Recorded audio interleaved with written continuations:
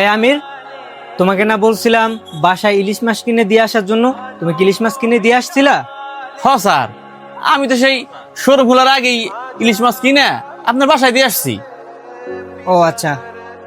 এই, তোমরা সবাই কালকে আমার বাসায় দাওয়াত। কালকে সকালবেলা শোরুম খোলার আগে সবাই আমার বাসায় পান্তা ইলিশ খেয়ে তারপরে এসে শোরুম খুলবা, ঠিক আছে?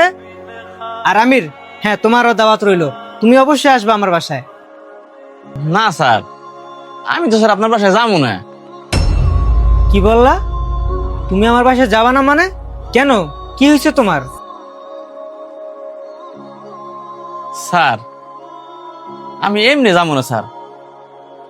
ওই যে ভাই ওরা সবাই যাবে না, আমি স্যার যাবো না। এমনি যাবা না মানে? 2000 টাকা কেজি ইলিশ মাছ কিনছি। তুমি জানো ইলিশ মাছের কত দাম? কখনো খাইছো তুমি 2000 টাকা ইলিশ মাছ কিনে? আর তুমি আমার মুখের উপরে নিষেধ করে দিলা যাবা না।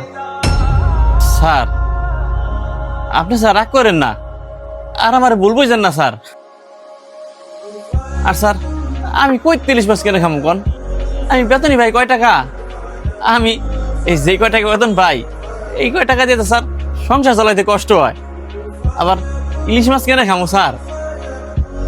স্যার, একটা কথা বলি স্যার, এই যে আপনার বাসায় দাওয়াত, কি জন্য দাওয়াত স্যার?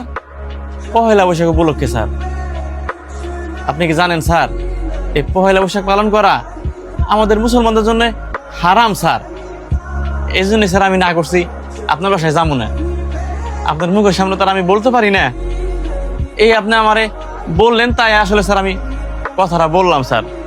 এই যে স্যার, আপনার শোরুমে চাকরি করি, যে কয় টাকা বেতন পাই স্যার, ডাল ভাত আর পুঁটি মাছ দিয়ে ভাত খেতে পারলেই ওইটাই শান্তি স্যার।